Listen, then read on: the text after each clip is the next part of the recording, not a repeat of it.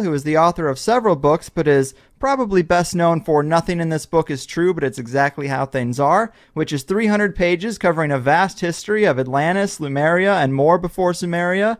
Also Sacred Geometry, Ancient Mystery Schools of Egypt, The Puppet Masters of the Power Pyramid, Achieving Christ Consciousness, Ascended Masters, UFOs, and all the things we love so much. I know I'm psyched to have him here, so let's get the ball rolling. Bob, my man, welcome to THC. How are you?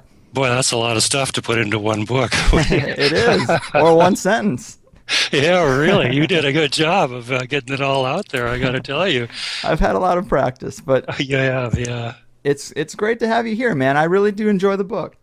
Yeah, well, thank you. It's great to be here. So I do want to thank you for having me on. And I got to tell you, I just love talking about this stuff. It is my passion. So let's just have some fun and just cover some ground here and see what we can come up with. I like it.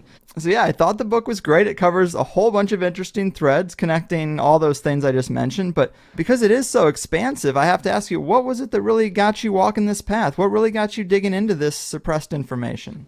Do you really want to know? Well, okay, here we go. Greg, I got to tell you, my story is probably just a little bit different from others.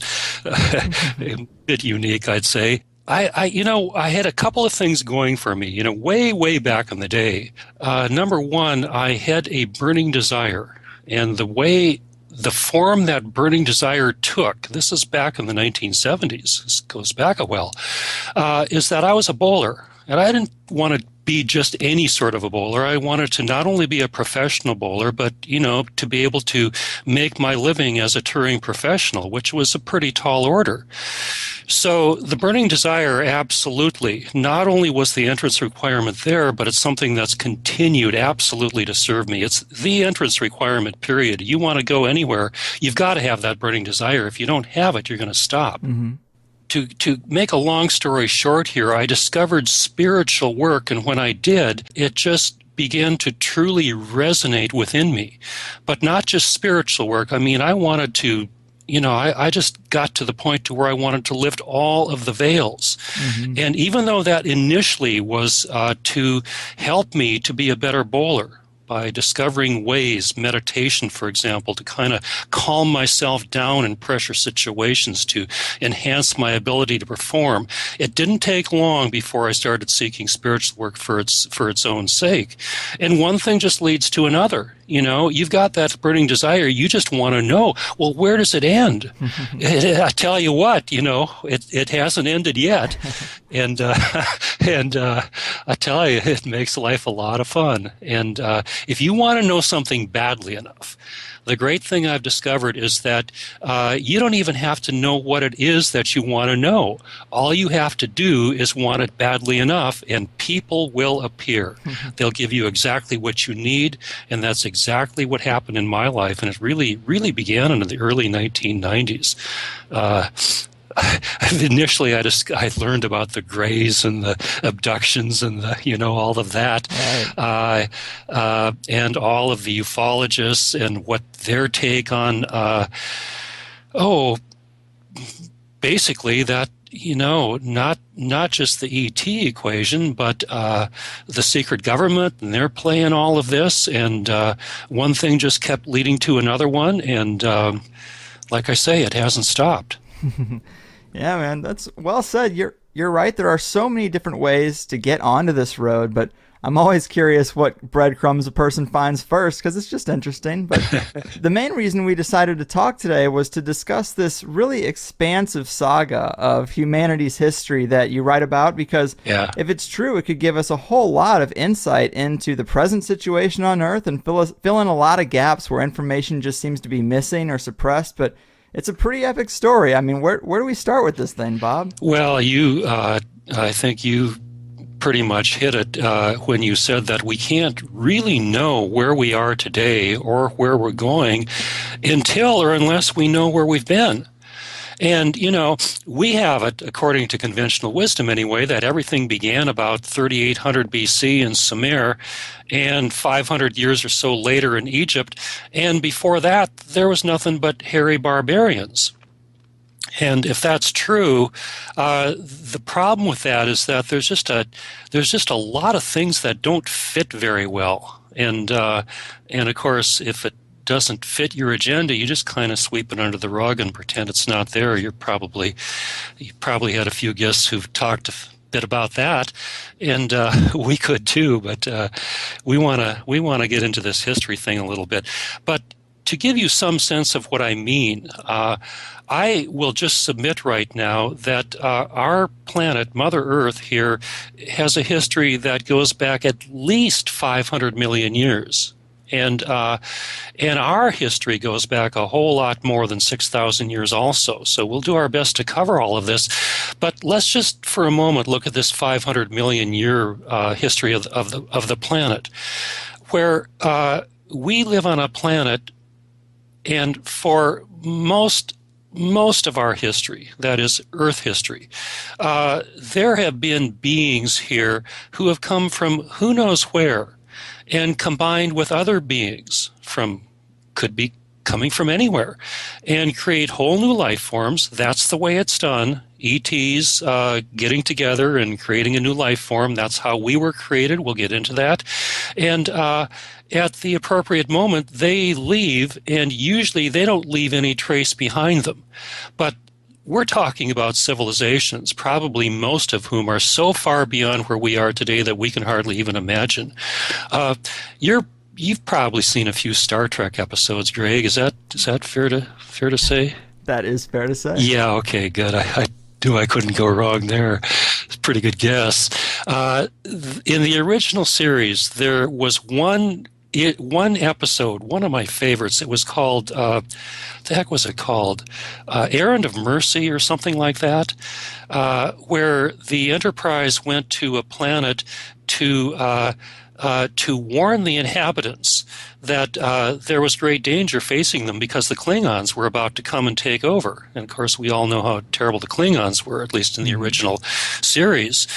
And to compound the issue, the inhabitants of this planet just appeared to be completely stagnant for eons. They were living in the Dark Ages, in the Stone Age. They were going nowhere and doing it very fast.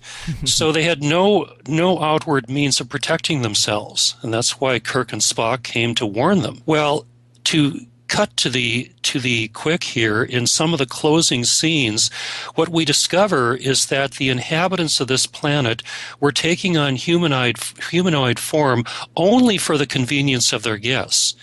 Their true form, as they showed us in the closing scenes, was they were beings of pure light. And we began to understand what they meant when they assured Kirk and Spock that there was absolutely no problem, there wouldn't be a war, they wouldn't be enslaved or any of that, because these beings of pure light not only they could stop a war, that's child's play, from happening, but they could do absolutely anything that they wanted to. And to me, that so perfectly illustrates the most likely history of this earth, that there have been beings probably on that level, and who knows, maybe even beyond, beings of pure light who can do absolutely anything they want. And, Kirk pretty much summed it up at the closing scene when he said that, those guys are about as far ahead of us as we are of the amoeba. And I'd say that was pretty accurate. So that's probably a bit closer to the truth of the true Earth history. But to cut it down to size just a little bit here, where we can maybe begin to get a grip on it, there is a source of information that is, it's got some pretty fantastic information. The oldest known records on the planet are records that are on clay tablets in a language called cuneiform, and they have only been discovered, I don't know, within the last couple hundred years or so. I'm not a student of the Bible, but you've probably, Babylon is one of the ancient cities that was mentioned in the Bible, and there were more. They were not discovered until roughly within the last couple hundred years or so. And this is where these clay roundish tablets in this language cuneiform were unearthed. And then course, you get people who are able to read this cuneiform. One particular person who's able to do that is a man by the name of Zecharia Sitchin. He's not the only one, but he's the most well known because he's written a number of books. And if you look at one book in particular, it's called The 12th Planet by Zecharia Sitchin, you begin to get a pretty interesting, it's a pretty interesting picture of what most likely happened hundreds of thousands of years ago. Now, I think that that's probably a pretty good place to begin. Right. Stitchin's work is definitely interesting. That's where the Anunnaki mining gold story comes from, as well as and that is a pretty intense story. In your book, you also talk about work that comes out of the Flower of Life book by Druvalo Melchizedek. How is that related to Stitchin's work, or is it you who puts those things together? Well, let's put some of those pieces together here. This whole business for me around Drunvalo began in June of 1992, and this is when I was first introduced to him. And I just kind of sat there in kind of awe and wonder, going, thank you, universe. This is exactly what you talk about, your burning desire leading you to be in the right place at the right time. And I realized at that moment that this was exactly what I was looking for in the moment. And I didn't want to stop there. In essence, I made the decision, I want to know what this guy knows. So I started calling him up. He was available on Saturdays and started talking to him every Saturday, basically, for as long as I could, and started putting together some of these pieces in a way that began to make sense to me. And during our conversations, he told me that he was no longer going to be giving his Flower of Life workshop, but he wanted to know if I was interested in coming to him so I could be trained to give it. And I think it maybe took me about 2 seconds to respond to that. So I did. And for 20 plus years, I've been actually giving this Flower of Life workshop. So, this, what I'm telling you is right out of my workshop. This is all before the Flower of Life books were ever written. My book came out, I think, 5 years before his books did, and so it predates that. You mentioned also the spirit science, I think. Yeah, that's that series. Yeah, right. I've looked at it once or twice, and from what I can tell, it's right out of the Flower of Life workshop and books. So you put this all together, and this is really where this information is coming from. So we'll put in a couple of more pieces here. Actually, Greg, let's just hold that and just lay down a little bit more detail on the Zecharia Sitchin work. Sure. And then in just a few moments we'll come back and we'll add the input from an ascended master by the name of Thoth, and this is information that I got from Drunvalo. So Sitchin first, and then we'll talk about Thoth, and then we will do our best to put everything together here. So if we look at Zecharia Sitchin's work first, we learn about the planet Nibiru, and that's a name that's gotten out there pretty good, certainly in ET and UFO circles. Mm-hmm. Many people think that Nibiru is very near Earth at this point, and I have no idea if that's true or not. What we do know, according to the records, is that Nibiru is a planet actually in our solar system, even though it's kind of weird, relative to the other 9 planets, mm-hmm. or 8 planets, depending on what you think about Pluto. But Nibiru has a huge elongated elliptical orbit. It takes about 3,600 years for it to complete one orbit. And for most of that time, it is way, way out there, way beyond the furthest planets in our solar system. But it does come in. And when it does come into the inner solar system, it cuts in between the orbit of between Jupiter and Mars. but that's close.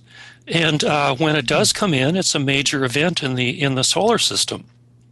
But anyway, what the Sumerian records tell us is that beginning maybe about 450,000 years ago, the inhabitants of Nibiru, called the Nephilim, the Anunnaki if you prefer, they were having a problem in their upper atmosphere.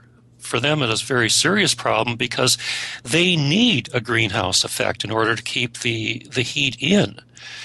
And so they decided that they were going to suspend gold dust particles in the upper atmosphere.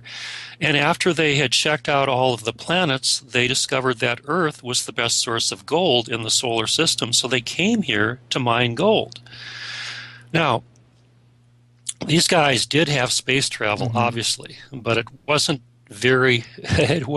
probably much more advanced than what we have today, because they couldn't just take off any old time. They had to wait until Nibiru got into the inner portion of the solar system before they could even catch the ride to Earth, which meant that, they sometimes had to wait as much as 3,600 years.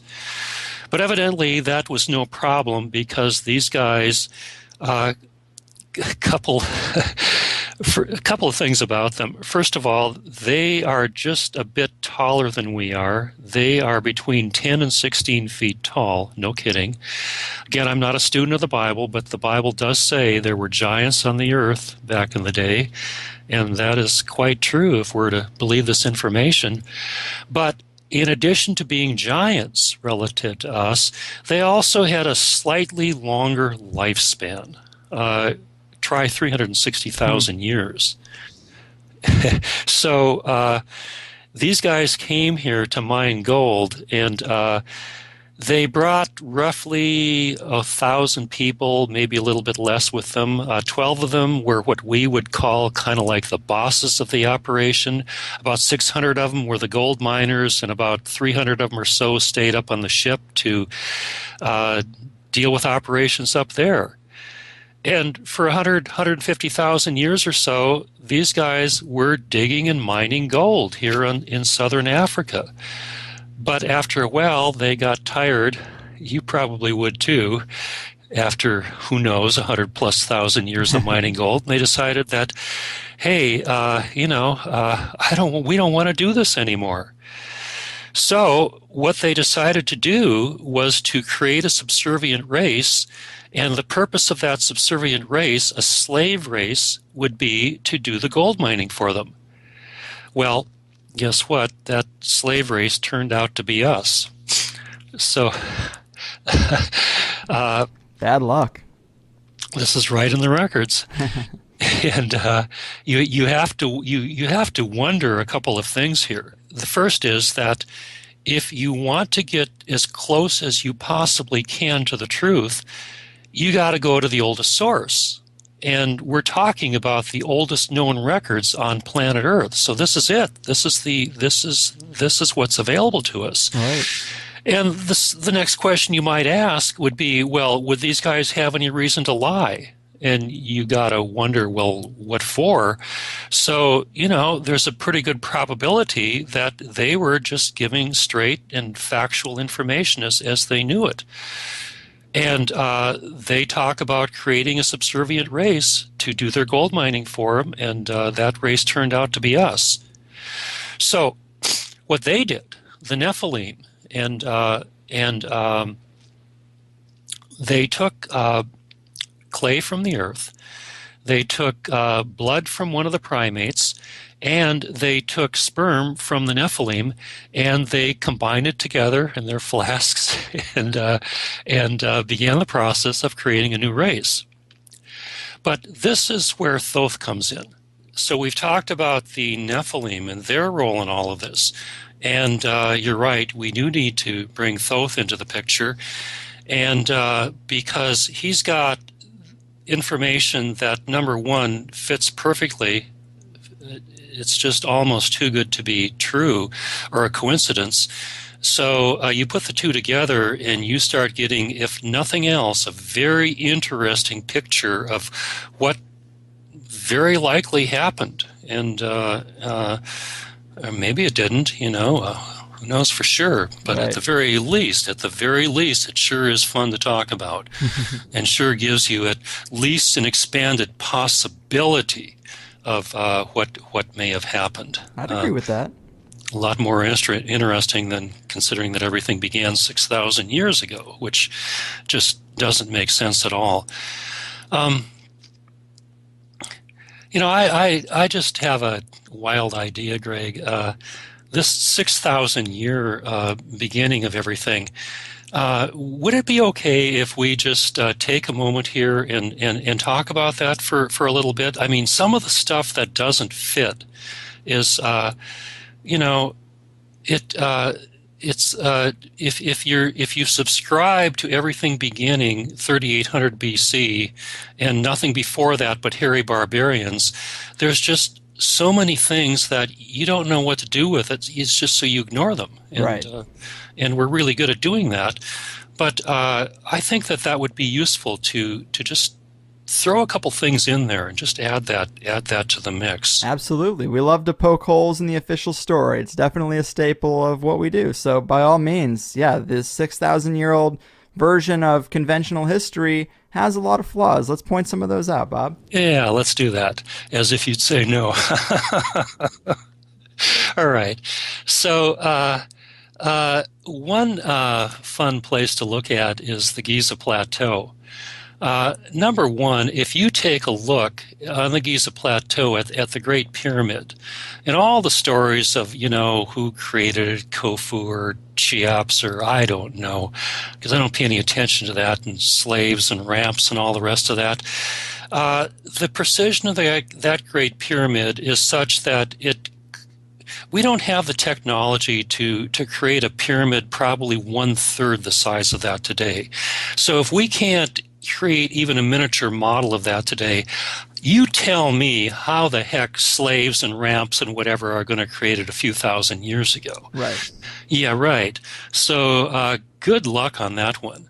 Talking about Thoth, who we kind of will throw into the mix here, Thoth, this ascended master, this higher dimensional master, sixth-dimensional consciousness, says that he is the person who built the Great Pyramid along with two of his ascended master buddies, a man by the name of Ra, another by the name of Aragat.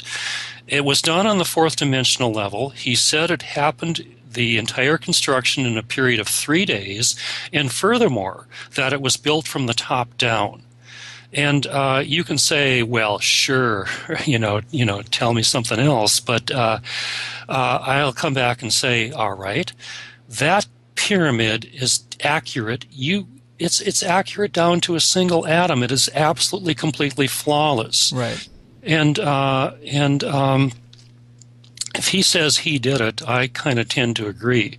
And by the way, you can check this out. When he was known as Hermes of Greece a couple thousand years ago, same guy, Hermes of Greece and Thoth, and in fact, he goes way back to the days of Atlantis when he was known as Chiku-Tet-Arle-Jvomarites. So the guy has been around the block a few times. But as Hermes of Greece 2,000 years ago, he wrote this document called the Emerald Tablets, and he talks about a lot of this stuff in here. So you can get a sense of who this guy was and who he is, because he's still alive today. Would you say that? See, that might be a little odd for people. Would you say he's as he's gotten his names through different cultures and still exists today, is he more of just a spiritual entity? He is an archetype? He most likely is hanging out with the other ascended masters. There's about 7,000 or 8,000 of them. And to demystify it as best we can, Greg, they're just like you and I. They simply have evolved to the point to where they are a much greater expression of their true nature. They've lifted enough veils, if you will, including the whole veil of how do you keep a body alive for 50 or 100,000 years or whatever the case might be. Well, the answer is you discover that you either go through ascension or through resurrection, and either way you step into and become an immortal being. Now, their consciousness is residing, for the most part, on a much, much higher level of awareness, six-dimensional consciousness, compared to us way down here in the third dimension. Yet, they could come and grab a body and step into it and walk around probably any time they want, and allegedly a number of them have done that. Thoth being one of them, who stayed in his body for much of the time, over 52,000 years, and Saint Germain, probably the best known of the other ascended masters, who allegedly comes and grabs a body and participates on a regular basis in our evolutionary cycle. It's it's just a fascinating topic in its own right. It is. But these guys are. When you're a six-dimensional being, you probably don't have a body on that level. If anything, you would be just a ball of light, kind of like the Star Trek story. Right, or the orbs people see. Yeah. People see orbs of light. Yeah, they do, for sure. So we've got that. And let's stay at the Giza Plateau for just a moment and take a look at the Sphinx. Because a number of people have, and if you go back to the 1960s, there was a man by the name of Schwaller de Lubitz who looked at the Sphinx and he kind of goes, well, the wear patterns here, being that they're 12 feet deep in some areas in the back of the Sphinx, sure looked to him like it was a lot more the result of water erosion rather than sand and wind. But there wasn't much he could do about that because everybody, all the Egyptologists said, this guy's nuts. Who's he? But in the 1970s, a man by the name of John Anthony West said the same thing, and he took it a step or two further because he brought in an American geologist, a guy by the name of Dr. Robert Schoch, and Robert Schoch showed conclusively, there's no doubt about it, that the wear patterns are definitely the result of water and not sand. But the fact is that the Sahara Desert is somewhere between maybe 7,000 to 9,000 years old, and if the Sphinx is more than 6,000 years old, the question is who built it? And of course, we can't go there, so we can't. We just kind of sweep that under the rug. But it certainly did stir things up when Robert Schoch showed conclusively that this is water erosion. And furthermore, what he showed is that in order for the wear patterns to be as they are, there needed to be an absolute minimum of nonstop torrential rains for at least 1,000 years, which is not likely. But that's all you need to push it over the 6,000 year range. We're talking minimally 8 to 10,000 years that the Right. Sphinx has to be. So, that's a pretty big lump in the rug. It is. But there's, we could go on and on with this. Actually, I'm just beginning. You can look at the Nazca lines in Peru. They can only fully be seen from the air. And one of my favorites is a E.T. with a big smile on his face, and he's kind of waving at us. And, hairy barbarians, man, those guys had more on the ball than we've given them credit for if they're the ones who did it. Okay. Right. There are so many flaws in that official story. Yeah. It begs one to wonder, what really did happen. Yeah, it sure does. Well, let's talk about ETs because you have to include them in the mix. And you like to get a little controversial on your show, I Love it. suspect. Yeah. So, you got to kind of wonder, is this what's the deal here? There have to be people who know that our history goes beyond 6,000 years. Are they trying to hide it from us? Is it possible that the global elite, in the sake, in the attempt to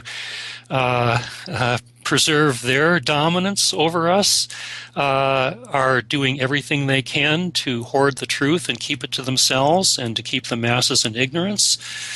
So. I would say so. Yeah, that's a good possibility there for sure. So, Okay, let's go back and talk about Thoth a little bit here and see what he has to say. I guess a good starting point is that according to Thoth, if you're going to create a new race, and again, I would assert that this is done all the time. This is not only how we were created, but who knows, countless other races here on Mother Earth, planet Earth, have been created in a very similar manner by ETs. Mm-hmm. And so he says that if you're going to create a new race, that's fine. However, you have to have you have to have a mother and a father. It's pretty simple stuff. And the Nephilim would be our mother aspect, and according to Thoth, the father aspect has got to come from outside the system, meaning outside the solar system. And so where they came from is the third planet out from Sirius B, which happens to be a binary star system. That's, I think, pretty well gotten out there by now. There is a third planet out, Sirius B, that is mostly a water planet. The life forms on third planet out, Sirius B, are fourth dimensional for the most part. In fact, I think they're all fourth dimensional. Most of them are cetacean, which gives you something good to think about right there. Maybe those dolphins and whales are just a little bit further ahead of the curve than we've given them credit for being. And there are humanoids, but not very many. Now, these humanoids, again, are relative to us giants, 10 to 16 feet tall. So what Thoth said is that 32 of them, which comprised a married family, and I'm not going to go into the details on that, but it has to do with the binary star system and the age of the system and, things like that. I did want to elaborate just on the binary star system a minute, because some people might not be totally clear on that, but as your book says, in the 1970s it was discovered that instead of just the solar system revolving around the sun is actually moving in a pattern too, and it's almost like in space, it's almost like circling a drain. These things are all spiraling in conjunction with Sirius A making that the binary star system. And it also mirrors the pattern of the double helix DNA strand, which is really interesting if you're into the whole as above, so below idea. We could be a little speck on a piece of DNA inside some other being. Speaking of as above, so below, it is Thoth who coined that phrase. And right. So Greg, that's really what this is all about. As above, so below, so perfectly sums it up. The holographic nature of the reality, the holographic nature of this universe, that the entire, if we want to get carried away here for a moment, the entire universe is contained in every cell of your body, if you want to explore that for a bit. As above, so below. It's all holographic. Right. But what you said is true, and we perhaps should talk about the Dogons for just a moment to Let's do it. kind of clear that for a moment. The Dogons are a tribe in Africa, in Timbuktu. Yeah, there actually is a place called Timbuktu. And for 700 years or so, they've got information carved on their walls that really they just can't have. That is, if our version, our accepted version of history is accurate, because the two just don't mix very well. Right. Don't mix at all. What? I think they say they were here. They remember a time before the moon, as well as some of that information about Sirius A and B. Correct? About the time before the moon, I don't know about that. If you do, please speak up. But well, the internet is a vast place, but I've read on several websites that some early explorer who had met the Dogon and learned about, or had gotten the information that they seemed to carry, one of those bullet points was that they seem to remember, they have, an oral tradition spanning back generations and generations, and their great-great-great-great-great-grandfathers talked about a time where there was no moon. So that's a really strange aspect. But if it doesn't fit in here, what's really important is their information about Sirius A and B, right? Yeah, but it's fun to talk about no moons too. And It is. We've been doing that a lot lately. have you been doing that on your show? Quite a bit. Yeah, it's a weird Oh, idea, but yeah, great. Oh, fantastic. I'll have to check some of that out because I am interested in that. But yeah, you're right. We need to talk. We need to. We could probably be a good idea to get back on the track here. But right. it is fun to take a tangent here and there, and you can certainly do that with this subject matter. But Right. I Given this, think what given the story we're talking about, it is just that the more important point is that they could see Sirius A and B, I think. you're trying to get me back on purpose here. All right, I'll go along. Yeah, they knew that Sirius was a binary star system. I think as far back as 700 years ago, and we certainly didn't. I mean, you can't see Sirius B; it's just a dwarf.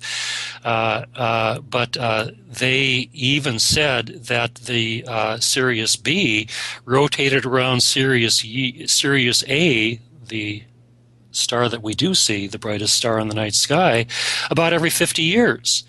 That's pretty precise information. And then to get to your point, they also had a drawing of the relationship between Sirius A and Sirius B from the period, I believe, of from 1912 to 1990. And it corresponded exactly to what was it? Was it NASA that discovered that? Anyway, what we're talking about here between 1912 and 1990 is the relationship. You know, Sirius B revolving around Sirius A, and as you mentioned, it's looking like the DNA and. But this is pretty precise information for a so-called backward tribe to have, and furthermore, to have had this information for 700 years or so. And so they were finally asked, well, where did you guys get this stuff? And what they said is that, well, a ship came out of the sky and it landed, and these creatures who looked a whole lot like dolphins got out, dug a hole and filled it with water, started swimming around, and just gave them all of this information. Wow. Talk about something that doesn't fit. So that pretty well got swept under the rug. But this is a man by the name of Robert Temple who wrote the book called The Sirius Mystery. So for people who really want to check that out, you might want to check out Robert Temple's book. Now, where were we before the last tangent? And talking about Thoth, and that the Syrians became our father aspect, coming from outside of the system, and 32 of them, who actually were a married family, 16 males and 16 females, came here. They seemed to know exactly what was happening. Now, again, these are fourth dimensional beings, so they're just a cut or two above us in terms of their awareness. Mm-hmm. And what they did is that they went into a dimensional warp inside the Earth called the Halls of Amente. Right. It's really what it is. It's a fourth dimensional space. It's really the womb of the Earth. And they went there, and they with thought alone, fourth dimensional beings, just instantly created 32 rose quartz tablets, and they just lied down on them in a perfect circle and stayed there motionless for 2,000 years. And that 2,000 years was the conception process. So I'm leaving out some details here, but we kind of have to if we're going to. Yeah, this is moving keep along. Going. Yeah. We're getting there. Well, are you a third of the way? Yeah, all right. Well, all right. So they, after 2,000 years, we, Homo sapiens, started coming out. And we were originally placed on an island off the coast of Western Africa, an island known as Gondwanaland. And then we were taken to southern Africa because our job was to mine gold. And we did it for a long, long time. Now, a couple of things about us and our early days. And the first thing we need to know is that we were sterile. We could not have babies. And that was intentional because the Nephilim wanted to be able to control us. So, but they, even though the mines were in southern Africa, for the most part were hanging out in the area that is now known as southern Iraq. They had their cities and their gardens and whatever there. And this is straight out of the records, that in the area in southern Iraq and their cities, mentioning their gardens also, this is where, and the woman's name is Eve, I'm not making this up, this is right out of the records, was told that if she ate the fruit of a certain tree, the tree of the knowledge of good and evil, that she not only would gain the knowledge of duality, but also would gain the knowledge of how to procreate, of how to have babies. Now, originally, we were not supposed to go there. We were not supposed to do that.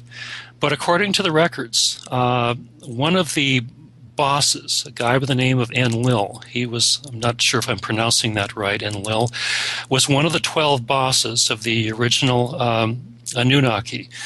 And his brother is the one who told Eve that she could go eat of this forbidden fruit. Well, what that did then is that kind of split us in two. There was a portion of us that was able to have babies, and the rest of us who remain gold miners were not. Mm-hmm. So what happened then is that I think about 60 or 70,000 years after the original appearance as gold miners, the island of Gondwanaland sank. There was a shifting of the poles, and shifting of the consciousness usually goes with it at the same time. And so Gondwanaland was no more. And I don't know what happened to those of us who were on Gondwanaland, probably just moved to Africa closer to the gold mines, because that portion of us did continue to mine the gold. However, the aspect of us that was now able to procreate was taken to a new continent that rose at the same time that Gondwanaland sank, and that's the island continent that in the Pacific we know as Lemuria. And nice. So we went to Lemuria, and things were evolving. Things were evolving quite nicely, actually. We were very young, but we were given our freedom, so to speak. Those of us who still were miners were not given our freedom, but the people on Lemuria were. So we were allowed to do it on our own. We were young, we were feminine, we were intuitive. And what I mean by that is that when a new race of beings hits in this case, the Earth, they have to make a decision. And the basic decision is, how are we going to perceive this reality? Are we going to, in essence, do it through our left brain, logical side, or are we going to do it through our right brain, intuitive, feminine side? We chose the right brain. And so what that meant, Greg, is that we were very much in harmony, very much in tune with our environment. Very different from the way we are today, because we're very much left-brain culture. And that's a big, big difference. Here we are as a left-brain culture today. We're standing apart from our world and trying to conquer it and control it. And just by the way, we're destroying our planet as a result of all of that. But when you're in harmony, you don't do those things. And furthermore, you have access to technology that can do anything our left brain stuff can do right now, but it does it in a much nicer and in a much cleaner way. You have to link with the technology, and when you do, you can perform what to us would seem like magic. Yes. Dowsing rod might be a good example. Right. And this is the area that I think is most fascinating, where this saga gets into Lemuria and Atlantis, as well as the Lucifer Rebellion. Yeah. That is really what I want to try to get into, because we are at about the halfway point, and time just is flying. But I'll let you pick it back up with, we got to Lemuria. We obviously had this way of thinking that's far different than the way we're trying to do it today. And our technology, as you mentioned, I guess it's more of an internal driven technology versus today where it's all external. That's right. That's right. So internal meaning that you had to link with it. And furthermore, in the process of doing so, you can eventually get to the point to where you can learn by linking with this right brain technology how to do this for yourself. And in fact, that's where the most advanced races throughout the cosmos are today. The beings of pure light that we talked about on Star Trek, for example, could do anything they wanted, and they don't need anything outside themselves, no technology, no nothing. And that, as far as I can tell, is real stuff when you're, speaking of fourth dimensional and higher beings. So the link is to take the road of the right brain, not the road of the left brain as we're doing, because we become dependent on our left brain technology. The cell phone is a perfect example. Not that long ago, no such thing. Now people are totally addicted to them. Like, how could you possibly live without it? Exactly. So we did quite well, but well, that's what I'm curious about. Where in this story of humanity did that switch? Yeah, good. Well, we need to lay a little bit more groundwork here in order to let the bigger picture begin to emerge. Sure. And that is to talk about the different levels of consciousness that are associated here with planet Earth, and who knows, maybe throughout the entire cosmos. But even though there's 5 levels, there's 3 that are particular concern to us. There's a height range, number of chromosomes, and a totally different way of interpreting the reality depending on what level you are on. So when we were in Lemuria and also in Atlantis, we were first level of consciousness. We were shorter. We were maybe 4 to 5.5 feet tall. We had fewer chromosomes, 42 plus 2, and we were in unity consciousness, not only right brain technology, but the first level of consciousness is very much in harmony. It is a unity consciousness. Very much in harmony with its environment. So life was good in Lemuria. We weren't busy destroying ourselves. Now, the second level of consciousness is us. We're taller. We're about 5 to 7 feet tall. We've got more chromosomes, 44 plus 2, and we are disharmonic. And of course, we're virtually totally left brain also. The third level of consciousness relative to us are giants. Our mother and father aspect, 10 to 16 feet tall, so they are third level of consciousness. They've got more chromosomes, 46 plus 2, and they are a higher level of unity consciousness than even the first level. So we were the first level of consciousness. We were intuitive. We were right brain and very much in harmony with things. And we knew, for example, that Lemuria was probably slowly sinking from day one. But when you're in harmony, it's not a problem. And eventually it did sink after 60 or 70,000 years. But when it did, I'm sure it was inconvenient, but not that big a deal because we were prepared. And we migrated to the west coast of the Americas. However, back to Lemuria. It hasn't sunk yet. There's a little bit of information that we kind of need to focus on, and that is that there was a couple in Lemuria by the name of I and Taye, and they discovered how to become immortal. And you're talking about beings that are still alive today. And so they were some of the original ascended masters. But what they discovered is that by having a baby in a different way, call it interdimensional mating, not physically they didn't even have to physically be in the same room. And I can't give you the details on how they did it, but somehow they did. And in the course of so doing, they, along with the offspring, just kept on living. They became immortal. Without a physical body, right? Oh yeah, they didn't. It was not physical mating. You know, they could be on different sides of the continent and produce this infant. So they produce an infant on the astral plane, just so the audience is clear about what we're talking about. But in a real body. I mean, you're talking about real people in real bodies. Huh. Uh-huh. See, that's the part that I guess was unclear to me. Are some of these eternal beings in physical bodies on the earth today? Anytime they want. Ah, so they can go in and out. That's right. That's right. When you get to the fifth dimension or higher, you don't need a body anymore. You're just a being of pure light at that point. However, you can come back anytime you want. The door swings both ways.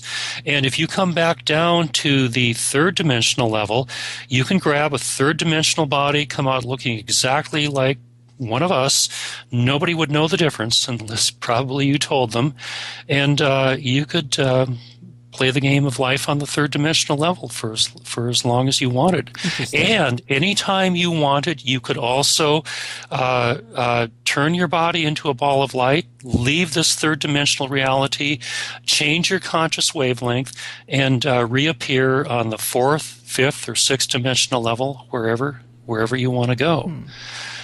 So it's just kind of like the expanded opportunities that become available to you once you discover some of the, once you lift a few veils and start getting awareness of your true nature. Mm-hmm. You and I have the same capabilities. It's just that we haven't quite gotten there yet.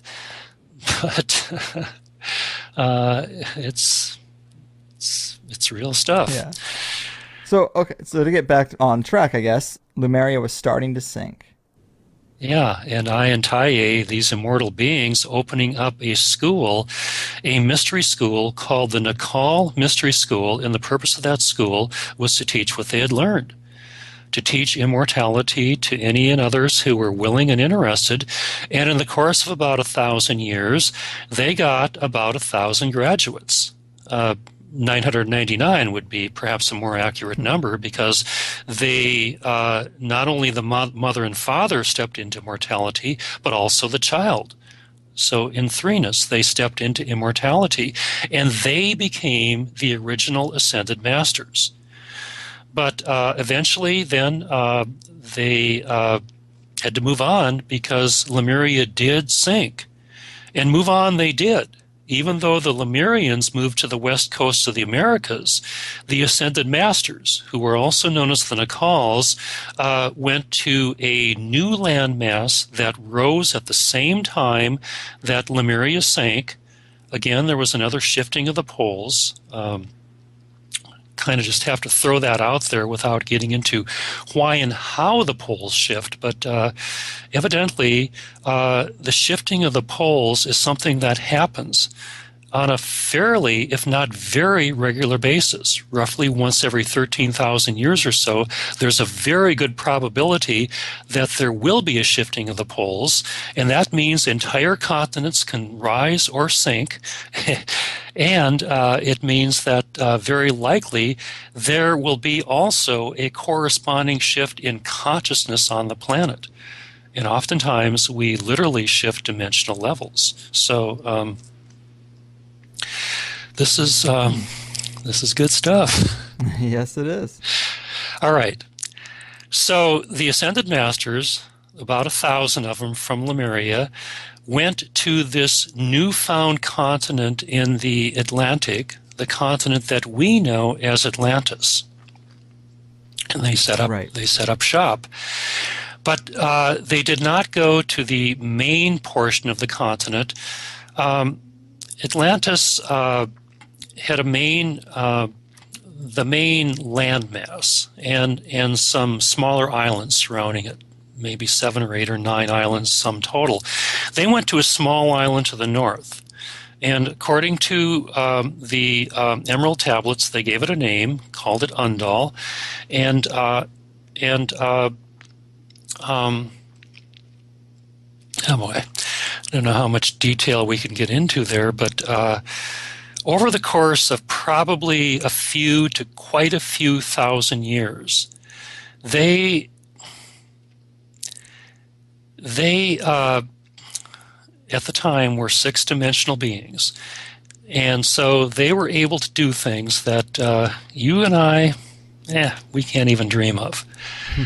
So let me just take a moment to kind of go into that. Sure.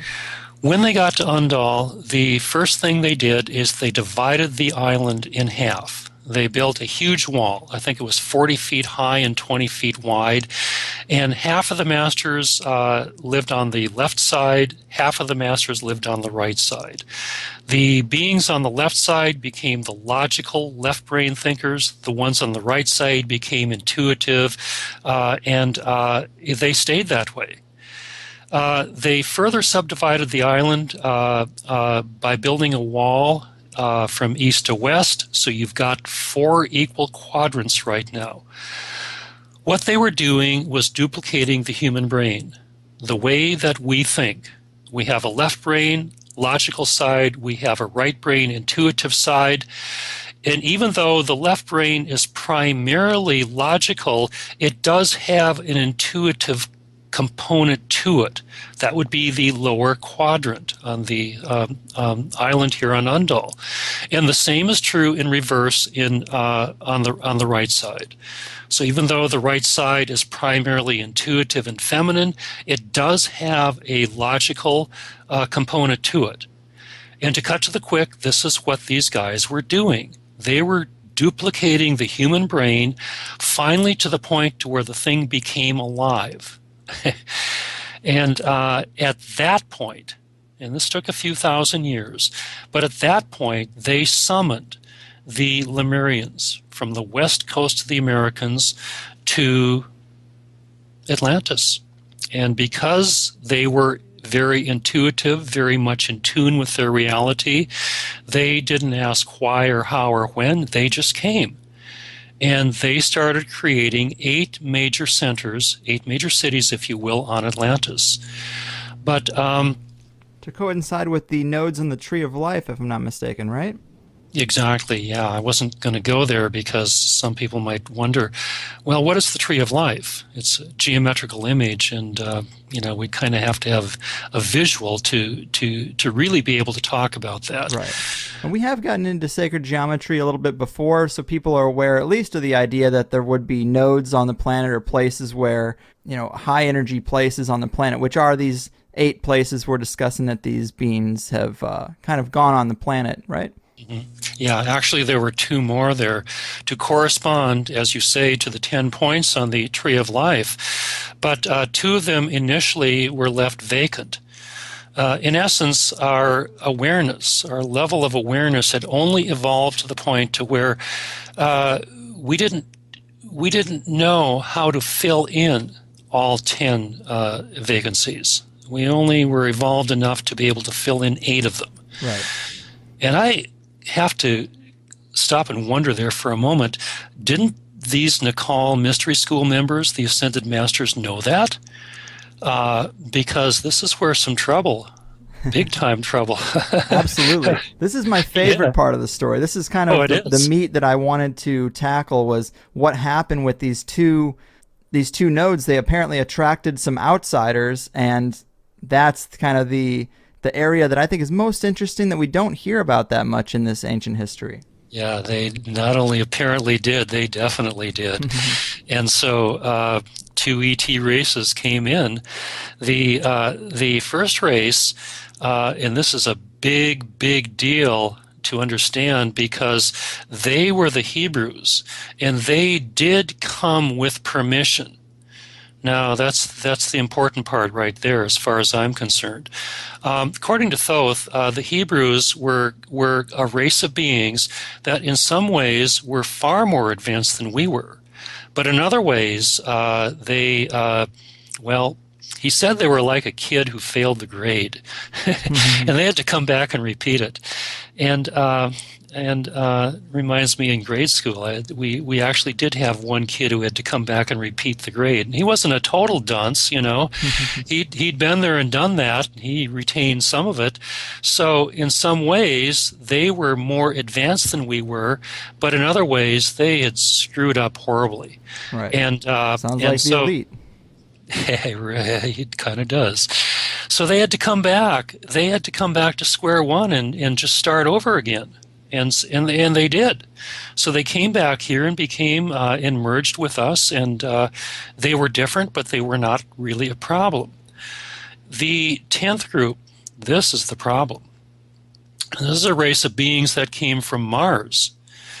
Now, it's not the Mars that we see today. It's the Mars, according to Thoth, of about 1 million years ago. And about 1 million years ago, Mars was a living planet. It was probably very similar to Earth, lakes and rivers and oceans and forests and the whole bit. However, the Martians were a race of beings who were virtually completely a left-brain culture. They had been around for a long time. We were still very young, still very right-brained and intuitive, maybe the equivalent of a 12 to 14-year-old female. The Martians, on the other hand, were the equivalent of perhaps a 65 to 70-year-old male, living and operating totally 100% off of their left brain, which means they didn't have any emotions, they didn't have any feelings, they didn't have any compassion. And when you don't have any compassion, you've got no reason to care. And if you've got no reason to care, all there is for you is domination and control. And that's exactly what these guys were doing on Mars. Mm-hmm. What does that mean? You're in a constant state of war. Right. Well, eventually you're going to blow your planet away. War is not the solution to anything. Right, and that, as far as in terms of blowing the planet away, that's an interesting aspect when we were talking about the different types of, the different ways to use technology, either by linking up internally with this type or by trying to externalize it. And that was kind of their thing, right? It was, they were all about trying to externalize it into the physical world, and that's kind of why it destroyed their physical world.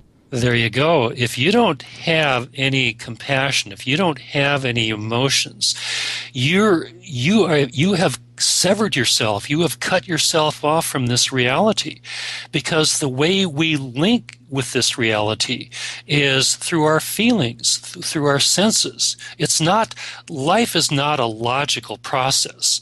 I mean, just think about that for a moment. The moment you are conceptualizing, first of all, you are never ever in the present moment. It's not possible. The best you can do is conceptualize about what happened a moment or two ago, and what happened a moment or two ago is not what's happening right now. It is only a concept. And furthermore, when you're as left-brained as we are, you don't make distinctions like that. And so roughly, you're talking about the equivalent of when you don't distinguish between conceptual reality and experiential reality, you're talking the equivalent of walking into the restaurant and eating the menu and wondering why it tastes kind of weird. Right. So you cannot link with the greater truths. You cannot create anything right brain, because you've got no right brain to link with. Mm-hmm. So the only thing that's available to you is left brain, push a button type technology that you become totally dependent upon and totally addicted to. Right. So let me ask you this, because I totally agree with that. And it seems like our planet, our scientific industries are totally fixated on logic only and weeding out the emotion. That is what the height of science is thought to be in our modern context. And this time when the Martians blew up their planet is considered to be called the Lucifer Rebellion. And I think there's a really stark parallel, and if you get into the secular nature of reality, we are talking the day after CERN is setting back up the Large Hadron Collider, trying to recreate the Big Bang or trying to open dimensions. And this, to me, really sounds like the Lucifer Rebellion. It sounds like externalizing all our technology, trying to do something that we shouldn't be doing, working with technology that's kind of outside of our means, and knowing that they're trying to recreate the Big Bang. To me, that means reality could just disappear at any second, if they were to achieve their goal. But it seems like there's some parallels there, wouldn't you say? Yeah, well, it leads to big time trouble, that's for sure. And when you're in a constant state of war, you're talking big time trouble for sure. So this is where these guys were at, and unfortunately, it's where we are still at today. And we need to learn if we if we want to stick around for much longer, that there's got to be a better way, and there is a better way. You just have to find a way to harmonize with your reality, rather than continually standing apart from it, trying to conquer it and trying to control it. So we need to learn. We need to learn quickly. And take a look at Fukushima if you want to. We are definitely good hard lesson staring you in the face. Yep. Which, by the way, is against all galactic law. Speaking of nuclear fission, it's quite different from fusion, as I'm sure you know, because fusion's just fine. This is what the suns do. You're putting matter together. But when you start splitting it apart, you are violating galactic law on all levels, and we're beginning to find out just what that's all about right now, because it's a big mess that you create when you go down this path of left-brain culture, Lucifer Rebellion, whatever you want to call it. Furthermore, this is the fourth time throughout, you might say, the history of the cosmos that this has happened. Every single time prior to now, it's led to nothing less than total disaster. Entire planets destroying themselves, which is exactly what happened on Mars 1 million years ago. They blew their atmosphere away. But just before they completely blew the atmosphere away, there was a small group of Martians that got together in an area of Mars that we know as Cydonia. This is the area of Mars that has been brought forth primarily through the work of Richard Hoagland, the face on Mars, right, and the monuments, the different pyramidal structures and whatever on Cydonia, and all of which has geometrical significance to it for sure, that is telling you it's telling you a lot. But anyway, back to this group of Martians. What they did in this area of Cydonia is they built a time-space vehicle through all the structures that they had created there. The face, the pyramidal structures and whatever, all linked together in such a way that enabled them to create a vehicle that was able to travel through time, through space, and through the dimensional levels. And that's what they used to get the heck off of Mars and to step into our culture, which would be about 935,000 years into their future, about 65,000 years into our past, this open vortex on the newfound continent of Atlantis. So they came to Atlantis, and when they got here, they said, in essence, we're here, like it or not, and immediately, as a total left-brain culture, you would expect, they did what they know, and that is they tried to take control of Atlantis. So they declared war right from day one.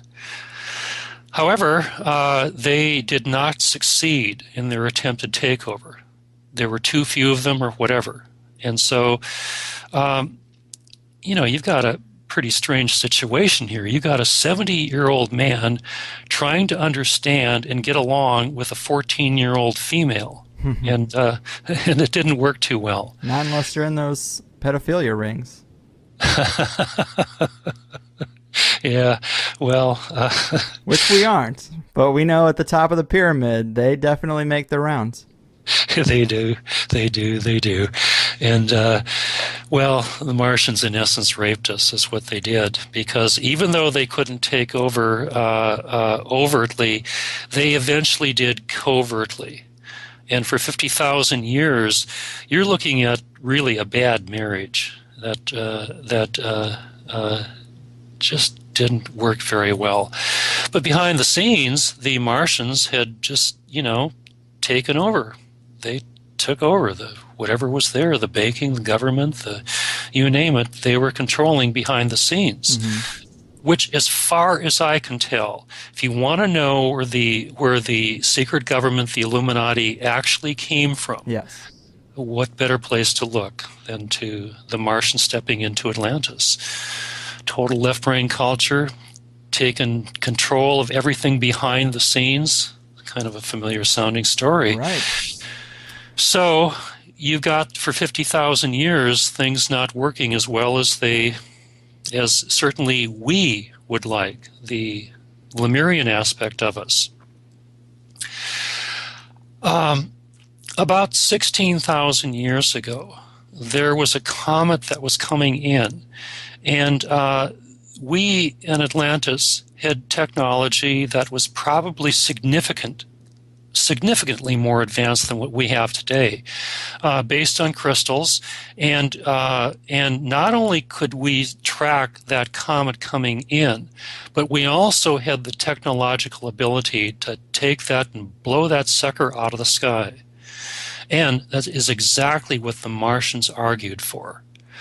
But those of us from Lemuria, we were starting to feel our oats a little bit, and not in ways that the Martians exactly appreciated, because we didn't appreciate their left-brain technology and their covert attempts ongoing to keep us under their wraps. And so even though the Martians said, we need to blow that thing out of the sky, the majority vote carried the day, and it was allowed to hit. I mean, a natural event, let it hit. It's like that. Martians are saying, you guys are nuts. But it did hit, and the portion that hit Atlantis, most of it missed Atlantis, but the portion that did hit Atlantis, well, it's where the Martians were staying. A number of them were killed, and to say the Martians were not pleased is a slight understatement. Yeah, just a little bit here. For the Martians, this was it. This was absolutely the last straw, and they just came out and said, "Look, we're going to get a divorce. We don't care what you do. You go your way. We're going to go our way." And they did. They did. Which meant for them, they immediately tried to take control of Atlantis and ultimately the entire planet. How did they try and do that? Well, by recreating the ancient experiment that got them here in the first place. Mm-hmm. It's what in my book I talk about as a synthetic Merkaba. Merkaba is actually 3 words, Merkaba, which stands for counter-rotating fields of light that takes both spirit and body with it. Now, if you are in harmony with life, you can eventually get to the point to where you can create this as a living energy field around your body. And this is one of the keys to immortality. This is how the Ascended Masters back in the day discovered either ascension or resurrection, by recognizing that they could take these living fields around their bodies and change their conscious wavelength. And in so doing, combined with making a 90-degree turn, could turn their bodies into a ball of light, disappear from this reality, from this dimensional world, and reappear in a different dimensional reality, in a different world, just as real there, bringing their body with them, just as real there as they were here. However, it has also been discovered that it can be created synthetically using only left brain logic. And this is the essence of the Lucifer Rebellion. the ultimate problem is that if you do it this way, you become a race of beings similar to the Martians, the Illuminati, and the Greys are another really perfect example of a race of beings that has followed this to the nth degree, to the point to where they long ago have completely severed their emotional ties with this reality. And in so doing, they have literally stepped into and created a separate reality that functions only through logic. If you've got no emotions, you're just cut off from that aspect of life. You can understand this reality. You can understand it logically perfectly. And you can create all the left brain technology you want. Some of it is pretty darn incredible, including synthetic Merkabas, which we usually refer to as UFOs. That's what they are. They're synthetic Merkabas is what they are. And with them, you can travel.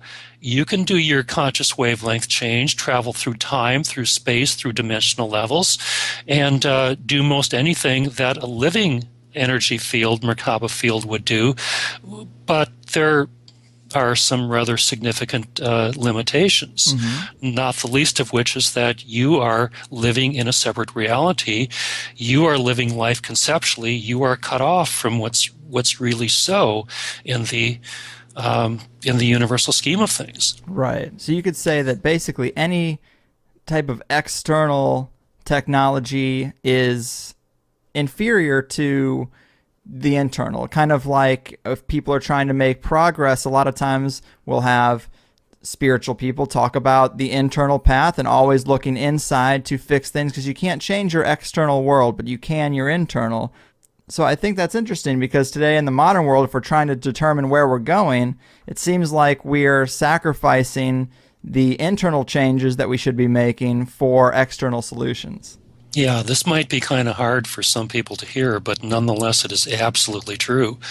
And I've been hanging out with this for 20 or more years right now, and it just keeps coming to me on deeper and deeper levels. What you said is absolutely true. You need to start looking inside. The more you continue to look outside of yourself for solutions, the more you give your power away, the more you are separating yourself from the source, and the more confusing life becomes. And you become addicted to the technology, and you might be clever enough in a fiendish way to fool yourself into thinking that, oh man, I've really got it handled now because I've created this technology that can do all these fantastic things. I mean, what could be better than getting in your UFO and buzzing around the cosmos? Yet, you're missing the point to a very, very significant degree. So it's just to kind of throw that out there, and I'm glad you did. So, yeah. But just to maintain good pacing, how do we get from Atlantis to Sumeria? How do we bridge the gap between this very far out, very epic, ancient tale and the conventional history which starts around Sumeria? How do we get there? So let's have some more fun and talk about what happened in Atlantis and how that eventually led to the Sumerian culture appearing about 6,000 years ago. So we've got the comet coming in and hitting Mars and doing the damage to the Martians, and the Martians saying, that is it. No more. We're going to go our separate way, and we're going to take over Atlantis, and we're eventually going to take over the Earth. And they could have done exactly that if their experiment would have been successful. But it was 50,000 years or so between experiments, and they probably thought they knew how to create this external Merkaba field, this synthetic field, but the moment they got that thing turned on and going, it immediately went out of control. And it's about the greatest disaster that you can imagine. I can't think of anything greater than a synthetic Merkaba field going out of control, because this out-of-control field almost destroyed the Earth. Almost. It started ripping open lower dimensional levels. Beings from other aspects of the Earth all of a sudden found themselves in Atlantis. The place just went crazy. Now, the Ascended Masters, well, they didn't know what to do, but they were wise enough to ask for help from higher forms, higher life forms, and they were given help. So, with the information that they were given from much higher life forms, Galactic Command and who knows who else, they were able to seal up most of the damage, probably 90 to 95% of it. Most of the damage, the dimensional tears and whatever, were sealed, but not all of it. And for about 2,000 or 3,000 years, Atlantis just kept going further and further and further downhill.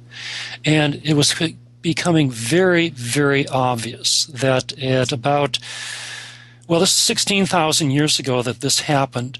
About 3,000 years into the future, 13,000 years ago from now, it was very clear to the Ascended Masters and to higher life forms that not only would we experience a pole shift, and we did, this is where Atlantis finally sank, but also we would be, in essence, in free fall from a higher dimensional level down to a much lower dimensional level, the one we're at right now.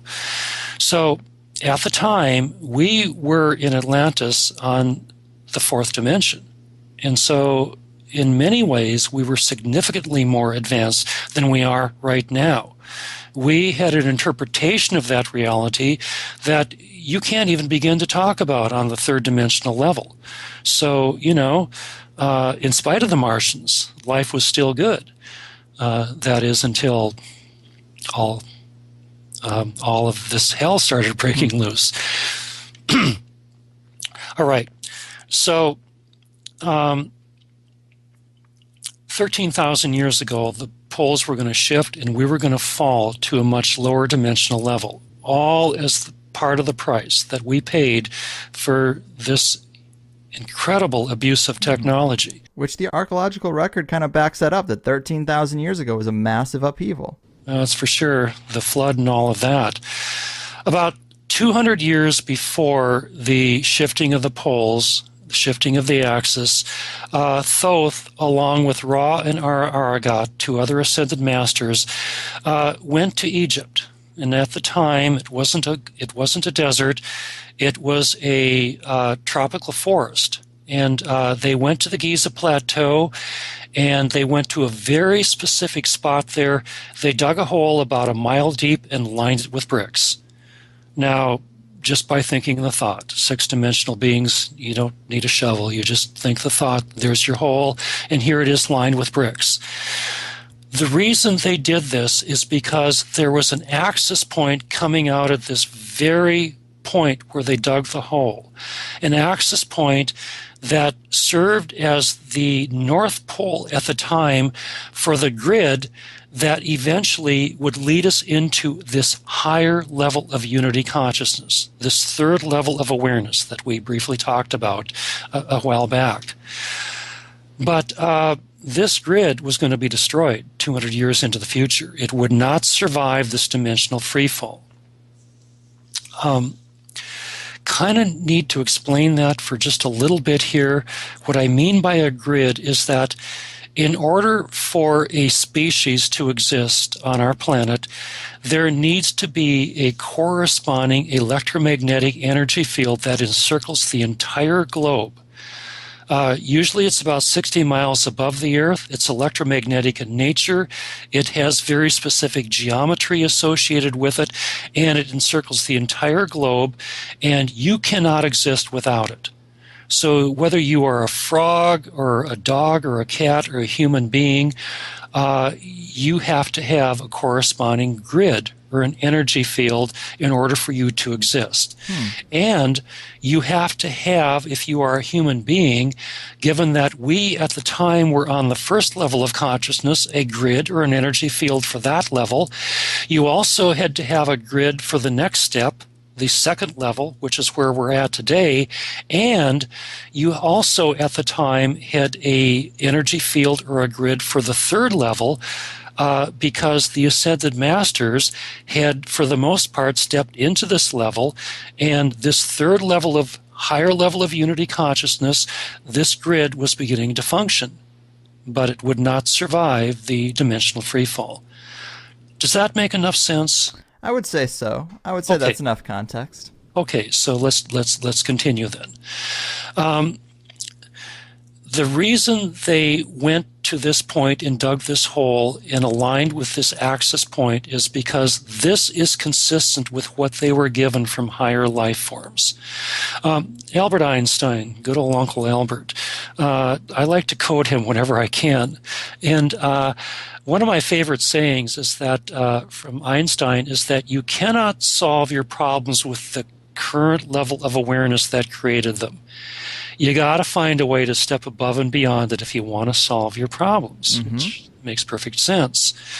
So what higher life forms in essence were giving us is that if you want to solve this really unsolvable at our level of awareness problem of an out-of-control synthetic Merkaba field, you got to find a way to rise above it.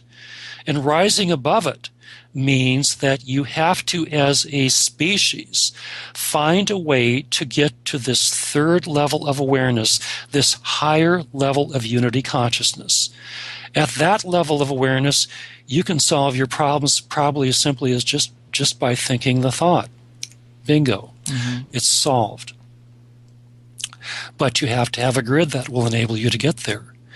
So the Ascended Masters, namely Thoth, Ra, and Aragat, were given this blueprint, if you will, that over the course of 13,000 years would enable them to synthetically reconstruct, recreate the grid for this level of unity consciousness that eventually would enable us to evolve into it, if all went well. And then, once we're there, problem is solved. But you don't just step right into it. Not at all. First of all, you have to create the grid. It had to be synthetically created because it really was a matter of time more than anything. They knew, the Ascended Masters and the higher life forms knew that we only had about 13,000 years to get this all done. And if we didn't get it all done, we probably weren't going to be around for much longer.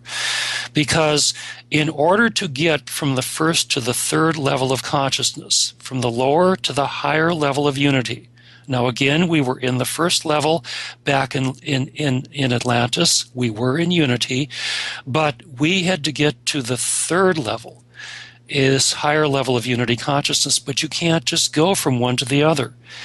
You have to use this intermediate step called the second level of consciousness, the one that we're on right now, which is disharmonic. Yeah, life has never figured out how to go directly from the first to the third level without using the second disharmonic step as a stepping stone. The process began 13,200 years ago, and it swung into full force when they created on the Giza Plateau, the Great Pyramid, and the other two pyramids. And like I said, Thoth says he did it 3.5 days, and it was done from the top down with the precision down to a single atom. And in other words, nothing at all was random about the Great Pyramid, including its location. Well, from this point where this hole was dug about a mile away from the Great Pyramid, there is spiraling energy that comes out, and where it first hits the surface of the earth, this is where the Great Pyramid was built. Ultimately, these spiraling energies, there's a couple of them, spiral around the entire planet. And this is significant because the additional work that Thoth, Ra, and Aragat did on the fourth dimensional level was to ultimately, fourth dimensionally, create 83,000 sites, power points, if you will, or sacred sites, if you will. Some of them were natural, built with mountains because of the PowerPoint aspect. Some of them were like temples and pyramids and whatever, and all exactly aligned to mathematically link back to the single spot back in Egypt. this was all done on a fourth dimensional level, and then over the course of 13,000 years, people were led psychically, intuitively, if you will, to recreate these structures that already existed on the fourth dimensional level, to recreate them on the third dimensional level.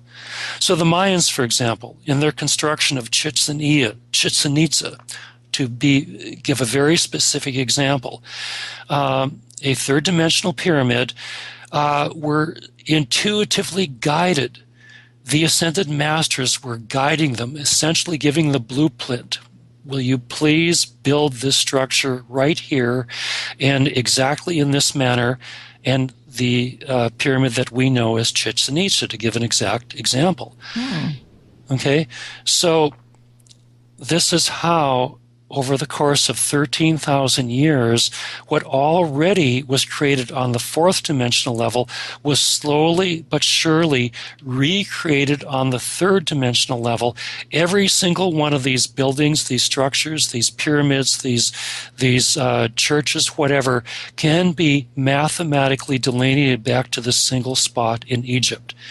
And over the course of 13,000 years, what you're talking about here is major geomancy, which in essence is consciously, very consciously manipulating energy on the surface of the earth in such a way that it has the effect of doing something very similar 60 miles above the earth. In other words, synthetically over the course of 13,000 years, creating this grid for this level of unity consciousness 60 miles above the planet. So is that clear? Does that make sense? It is, and it's kind of interesting because I do have researchers come on the show and they talk about Earth as some type of cosmic prison planet, and we're kind of talking about lower dimensional beings being kind of stuck here. We're talking about we had once violated galactic law, which put us down on this third dimension. So it's kind of jiving with a lot of other material also. Yeah, all of that is true. We are quarantined. We've been in jail for 13,000 years. And so on this second level of consciousness. So, all right. I'll just throw out one more little, I think, useful tidbit of information. When I say that these 83,000 sacred sites can all be mathematically delineated back to this single spot in Egypt, there is a man by the name of Karl Monk who has done this. Not with all 83,000 of them, but with, I don't know, somewhere between maybe 100 or 200, maybe as much as 250 of them or so. What this man, Karl Monk, has discovered is that there is a code on the right on the outside. I mean, you can walk right up to it and read it if you know what you're looking for, I guess. If you're Karl Monk, anyway, you can. And what he discovered is that that this code will give you the exact latitude and longitude relative to this single spot back in Egypt. So, I mean, that kind of backs up what we're talking about here, that it's a single mind, it is a single consciousness that created all of these sites. Wow, I mean, yeah. If you can show, I think he's done it with about 100 of them, if you can show that at least 100 of them are not in any way an accident, but they all link back to the single spot back in Egypt, you gotta say that that is some coincidence, maybe a little bit more than coincidence. Yeah.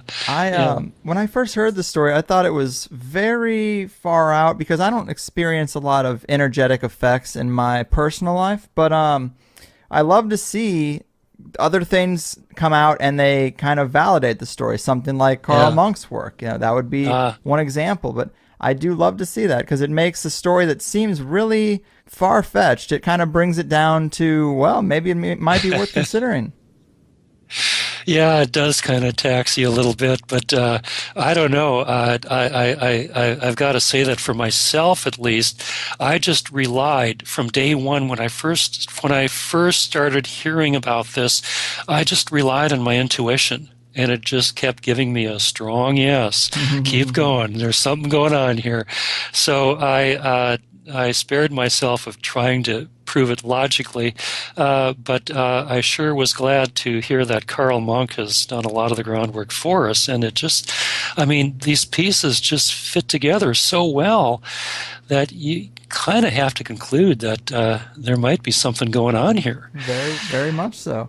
Yeah, Now, all right. I know you do a lot of work, a lot of energetic work, and I'm curious for the skeptics that are out there, for the people in the audience who might be a little critical, who might have never experienced something energetic, like myself. I would love to be told what to do so where I could validate these things by saying, hey, you know, do X, Y, and Z, and you'll have a physical sensation. You'll be able to sense this energy field that apparently is there. Yeah. How can we sense it if it isn't innately apparent?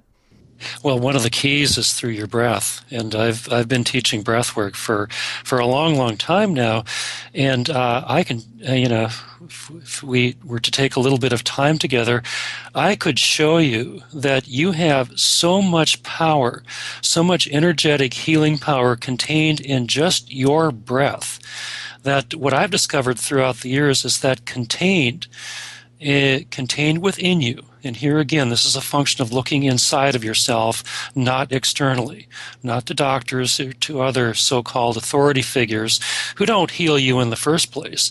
That you have contained within you the ability to heal absolutely anything. I don't care what the condition might be, terminal cancer or AIDS or whatever. You can heal that, and including an addiction to outside authority, you can heal that too.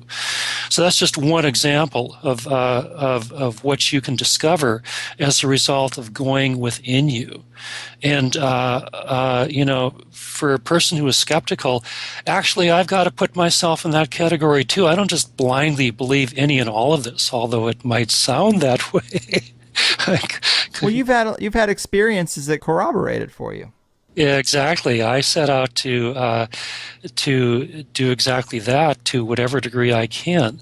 So I'm not just, I'm not just a spiritual airhead here. In fact, quite to the contrary. I pride myself on being in the moment, on being very grounded, and in the moment. The only way you can truly and totally be in the moment is 100% to be in your body. That's what keeps you in the present moment.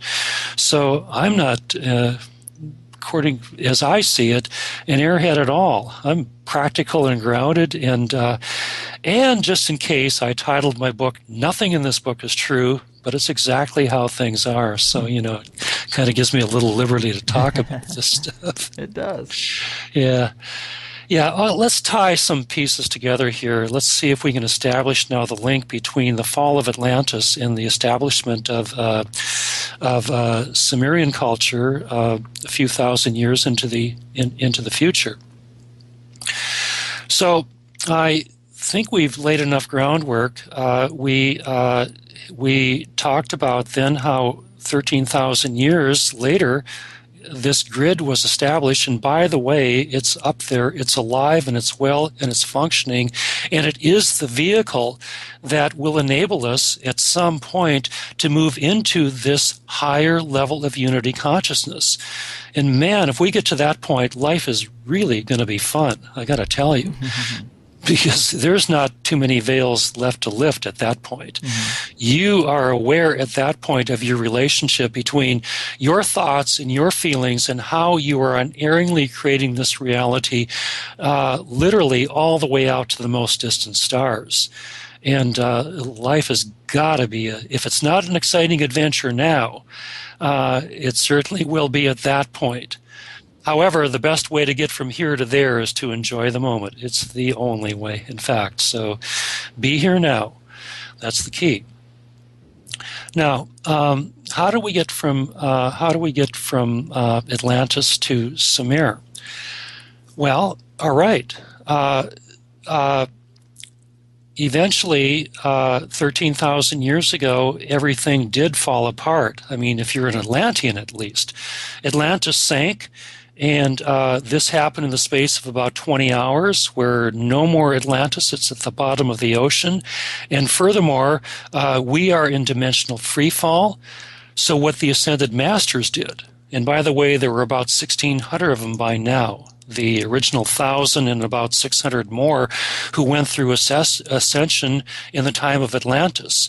What they did is they went to Thothron Aragot, that is, when the signs were very clear that they needed to move into action because Atlantis was sinking. So what they did is they went back to the Giza Plateau, but this time they went to the Sphinx. And the reason they went to the Sphinx, and this is right in the Emerald Tablets, about a mile beneath the Sphinx is the oldest synthetic object on planet Earth. It's a spaceship. So what they did, they lifted it up simply by raising it an overtone higher, just by raising its vibration level. They lifted it up, got into it, flew back to Atlantis, picked up the 1,600 ascended masters. Thoth said they got no more than about a quarter mile off the ground, and that's when the final portion of Atlantis sank into the ocean. So Atlantis is gone. The ascended masters now flew back to the Giza Plateau, and this time they flew back to the Great Pyramid. They landed on top of the Great Pyramid. It was intentionally constructed with a missing capstone, which would enable it to be a perfect landing platform for this circular ship. They landed on it, and when they did, we were in dimensional freefall. Now, this was not a positive free fall. This was from fourth dimension all the way down to the third dimension. And when that happens, when you either go up dimensionally speaking or down, either way, for usually 3 to 3.5 days, you are in the void between dimensions. And when you're in the void, the Earth as you know it will simply not be there. And back then it was for 3.5 days. In the void, you're no more planet Earth, absolute voidness, wow. Total darkness, total nothingness for 3.5 days. What enabled the 1,600 masters to keep it together was their construction of a very powerful living group Merkaba field. If they didn't have that, we wouldn't be here. And if they didn't have that, their memories would have been completely erased. Because when you go into the null zone, when you go into the void between dimensions, if you don't have some sort of way of keeping your memory intact, either through a living energy field or a synthetic one called a Merkaba, your memory will be erased. And there were survivors from Atlantis, and all but a small number of them had their memories completely erased. So not only did they find themselves after 3.5 days on a much, much lower, denser dimensional level than they had ever experienced, but they had no way of interpreting anything if you've got no memory. I mean, you could be sitting in front of your computer right now, but all of a sudden if your memory is erased, you would, yeah. All right, or reach into your pocket for your car keys, not having the foggiest idea what they were, let alone what that thing parked outside your house is, let alone how to get outside your house in the first place. You're back to square one, man. That's figuring out how to figure what fire is and keep warm and all of that. So was it these few who did have their memories? Was it them who established Sumeria? Yeah, they did, for sure. But not instantly. It took them about 7,000 years to do it. So after 3.5 days of being in the void, when the Earth finally did reappear on a much, much lower dimensional level, here they are, they're parked on top of the Great Pyramid. So what they did is that about a third of them, Ra took about a third of the masters to an underground city that was constructed at the time the Great Pyramid was built. And eventually they just sat there and waited. Probably their consciousness, their awareness was on the 6th dimensional, but they had those 3rd dimensional bodies down in this underground city that they could come and grab anytime they wanted to. They eventually became known as the Tot Brotherhood. Right. Tot Brotherhood, meaning that Thoth had a son by the name of Tot, who joined this group beneath the pyramid, and they took his name eventually, the Tot Brotherhood. The inner circle was these roughly 500 plus ascended masters, these immortal beings. But they didn't stop there. They took the ship and they flew it to Lake Titicaca, landed it on the island of the sun, and this is where Thoth got off with about a third of the masters. And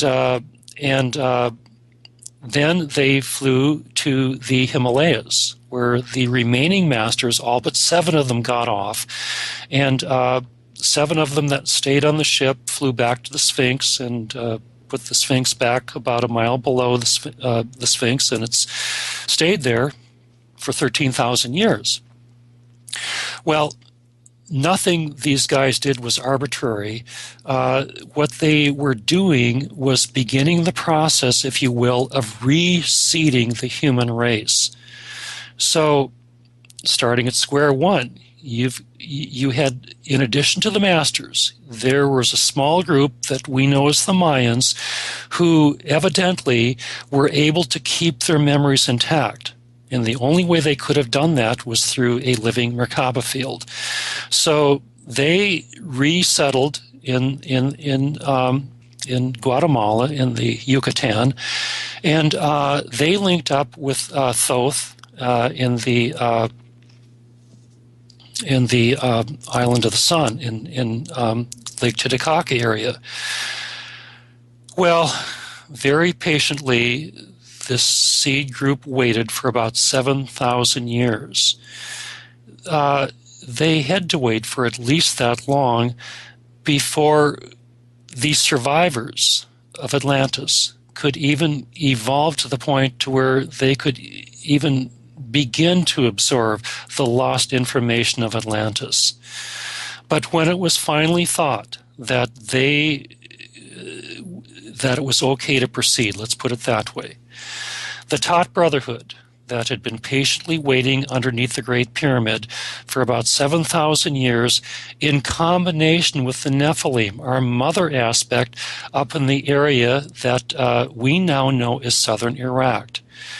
Essentially what they did is they just came out and started giving back the lost information of Atlantis to the people that were there. Mm-hmm. So in Egypt, you've got the Tot Brotherhood, and they would come out in small groups, 2 or 3 at a time, and they were dressed exactly like the Egyptians of the day, and they would just walk up to a group of the people and say, did you know that if you did X, Y, and Z, that you can create this really neat thing, be it a dam or a boat or whatever it might be? And so they just gave them this information and then went back under the Great Pyramid and patiently waited for this to take root, for this to evolve. And all of a sudden, the Egyptians became very proficient in one particular area of knowledge. Mm-hmm. So the Tot Brotherhood came out and did the same thing, kept doing it over and over and over. And in this way, they were reseeding the race. And in southern Iraq, the Nephilim were doing the same thing, and this is what led to the Sumerian culture, and this is also what led to the Egyptian culture. Now, even though our history tells us that they were about 500 years apart, that the Sumerians came first in about 3800 BC, and roughly 500 years later, the Egyptian culture came out, it's far more likely that the two came out at roughly the same time, if not exactly the same time. Because the far more likely scenario is that the two got together, the Tot Brotherhood along with the Nephilim, and just decided, okay, it's now or never, let's see what we can do here. And actually they did a great job, because these two cultures came out in their fullest and most developed form, just literally out of nowhere. And this is rather strange indeed. Right. you know, it's not the way it's usually done. It would usually be done through a slow period of evolution and one thing leading to another. But this is not the way these two cultures came out. I mean, you know, you're talking essentially the equivalent of, you know, who was it that when was the automobile invented? Back in the early 1900s.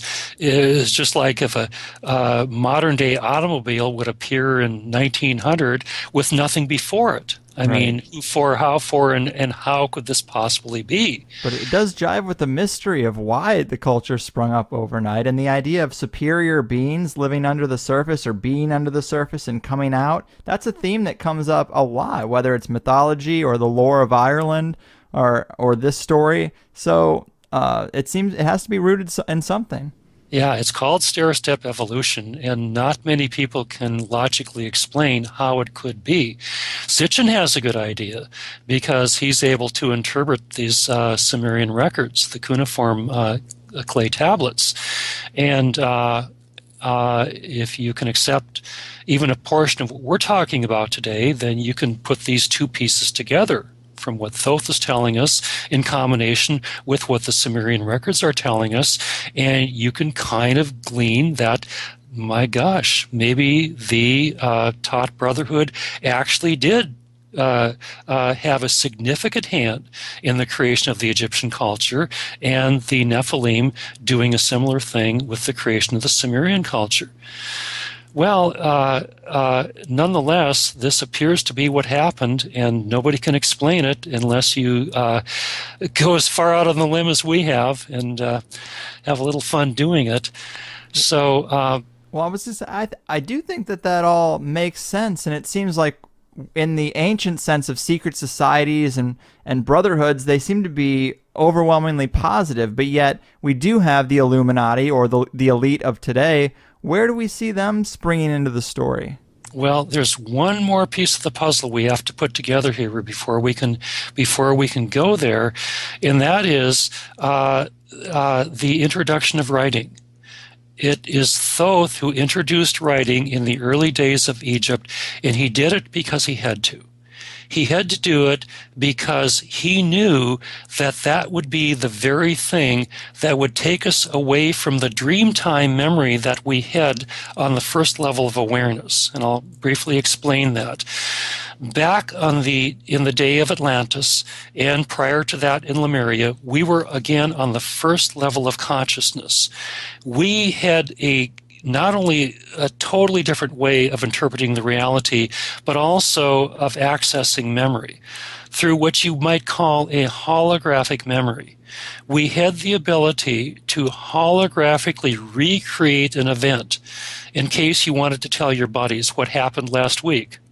Well, if you wanted to do that, you could holographically recreate the event, be it in a building, in a house, or whatever, everyone and everything in it, invite your buddies into that hologram, and in that way you could show them with 100% recall exactly what happened. Evidently, we had that kind of memory, that kind of access to memory, but that was not allowed to proceed, because here again, Thoth had to introduce a way of getting us from the first level into the second level in order to give us this stepping stone to eventually get us into this third level, this higher level of unity consciousness. You can't go directly from the first to the third. He knew that by the introduction of writing, that would be the very thing that would throw us out of this holographic memory into basically a state of amnesia, which is where we're at today. And it was done because it was absolutely necessary as the catalyst, if you will, to throw us from the first level into the second level of consciousness, the level that we're at right now, all in preparation for getting us into this third level of unity consciousness. Okay, does that make sense? And does that kind of complete the circle for you to where we were as opposed to where we are, and hopefully give us some reference to where we're going? It does, and I guess by introducing writing, creating, it almost seems like a negative thing, but that's just because that's what facilitates an evolution. Yeah, and it was absolutely necessary to kind of throw us for a loop for a while, if you will, for about 6,000 years, to throw us into a disharmonic consciousness. But it was all absolutely necessary. Because again, you must, if you want to go from the first to the third level, from the lower to the higher level of unity consciousness, you must use this stepping stone, this disharmonic step that we're on right now, called us the second level of consciousness. And it's all designed in the larger scheme of things to eventually get us into this higher level of unity consciousness where we will be able to solve our environmental problems and all the rest of them, and including all the damage that the Illuminati has done. Because again, these guys are a total left brain culture, Martians to the nth degree, if you will, and they don't know any better. They really don't. Yeah, it's interesting. So I guess even though we might think of someone doing what Thoth did as a negative thing, and we might see secret societies and initiatory orders or these people who are at the core, you think Masonry is about sacred geometry and these things. Mm-hmm. They're also controlling the planet, which seems to be going in a negative direction. Is this the reason for that?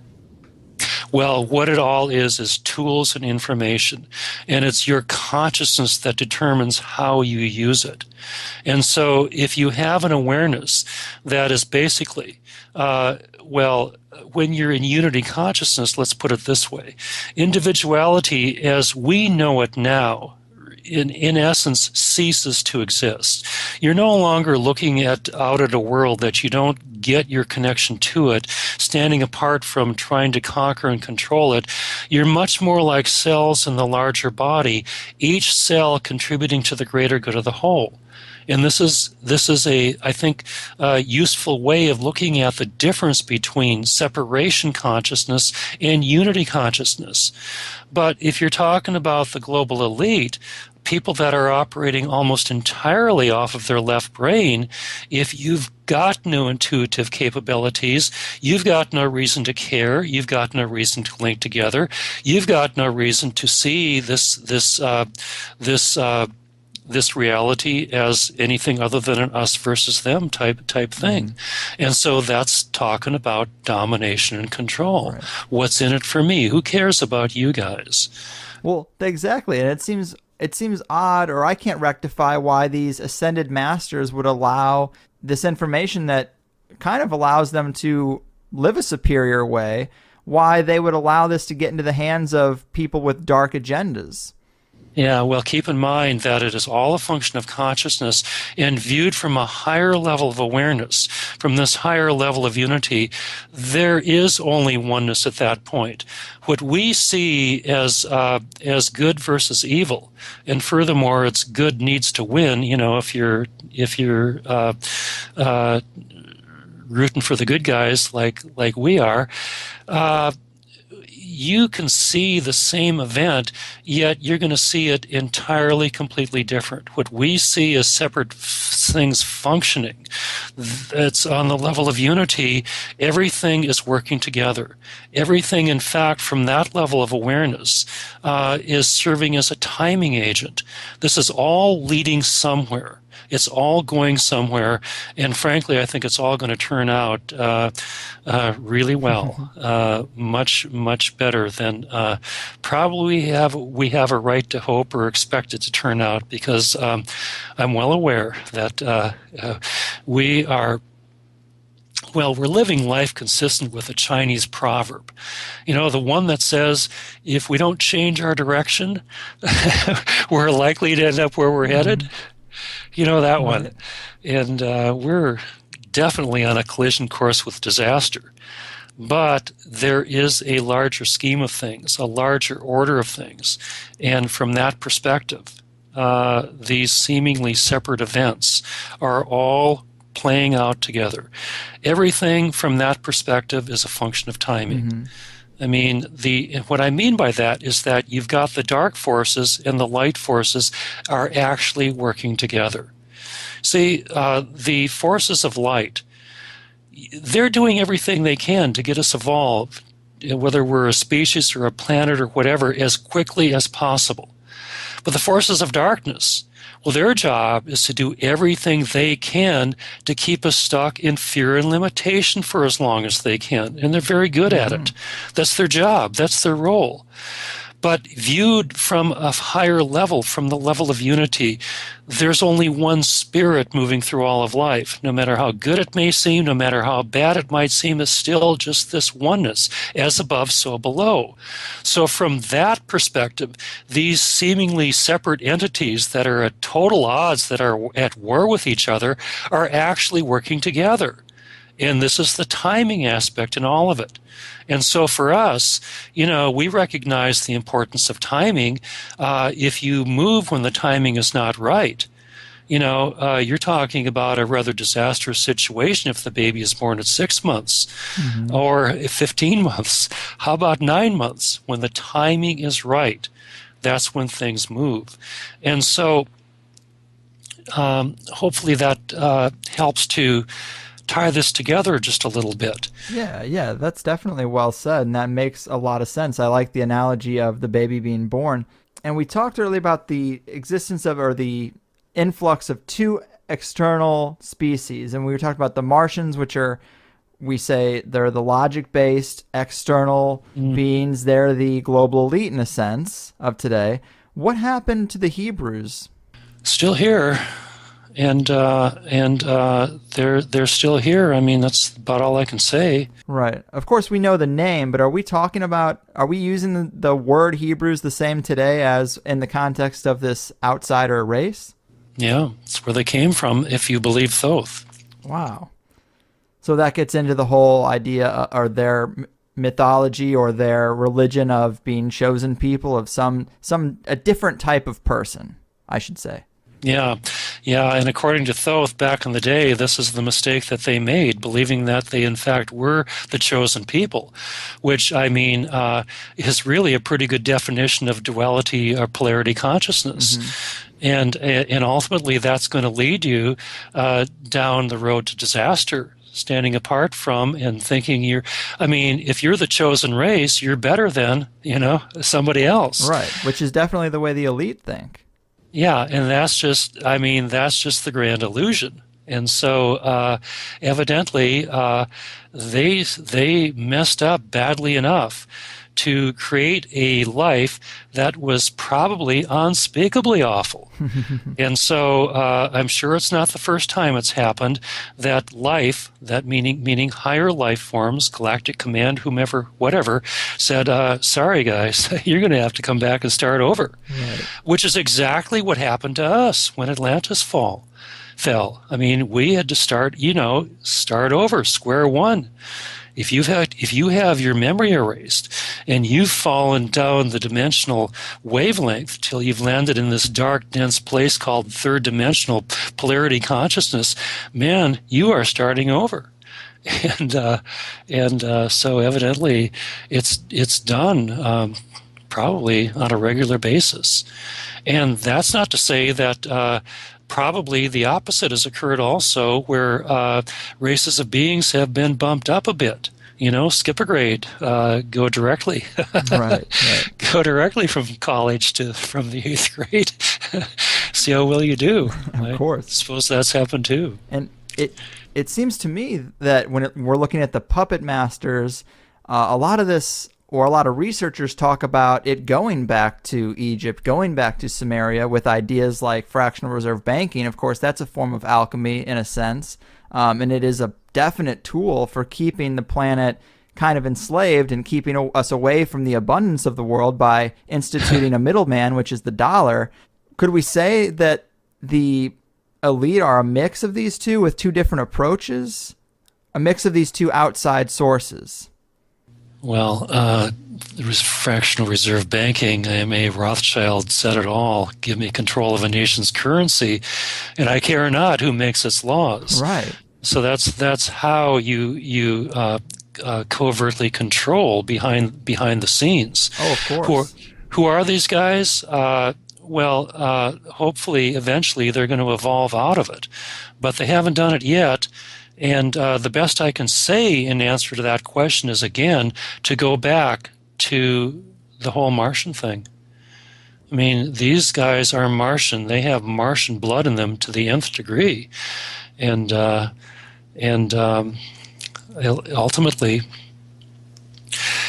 ultimately doesn't work, but they're still in the process of discovering that. Wow. But I don't know. I'm frankly not too worried about those guys anymore, because I think that in many ways, in spite of ourselves, that things are going to turn out just fine. And what I mean by that, and this, this might be the biggest leap of faith of all, but what I mean by that is that if you can accept, I mean, go out on a limb and just accept what we've been talking about for the past couple hours right now, then you can kind of begin to grab onto the possibility that there is a consciousness grid that's above the earth, that's alive, it's well, and it's functioning, and at some point, at some day, it's going to allow us to evolve into a level of awareness that is so far beyond anything that we can even imagine today that, man, it's going to be fun. And I really do feel well, I'll tell you what, we're either going to destroy ourselves and our planet, or the only way we make it through all of this is to step into that next level of unity consciousness. So it's going to be real interesting. It's going to be a very interesting ride. And I'm an optimist. I think we're going to make it through. But there's plenty of evidence to suggest that we need to change our direction and do it quick. Amen. They say it's darkest before the dawn, and I really hope you're right. I really hope things do take a positive swing at that last minute. Maybe that's when the ascended masters will step in. Yeah, well, and in the meantime, the thing that you and I can do is to recognize that the greatest thing that you can do, the greatest thing that I can do individually and collectively to heal the planet is to heal ourselves. Mm-hmm. Everything is a function of consciousness. And so you begin to apply this on a personal level. What does it mean to be here now, to be here in the moment? What does it mean to begin to lift some of the veils of I can't, and I've been giving my power away, not only to doctors and other outside authority figures, but what does it really mean, this as above, so below, and to start looking inside for the answers. Mm-hmm. That's where the adventure begins. And that's how we're going to get from point A to point B. Point A, where we are right now. Point B, the new grid has taken us to this new level of awareness. We've evolved into the fourth dimension, and life is good. But you got to create it being good right here, right now. Because life is not a destination, it is a journey. So smile, you're in the right place at the right time, and it's been great talking to you. It has, Bob. This has been a definite blast, very interesting. I'm thankful for your time. Before we do completely wrap this up, would you like to tell the listeners how they can hear more of you or pick up your books? Oh, yeah. Just go to my website, bobfrizzell.com. And by the way, I have to acknowledge that I was real sure you were going to mispronounce my name, but you got it right. You did your homework. I don't know how, but you got it right, and I appreciate that. So just go to bobfrizzell.com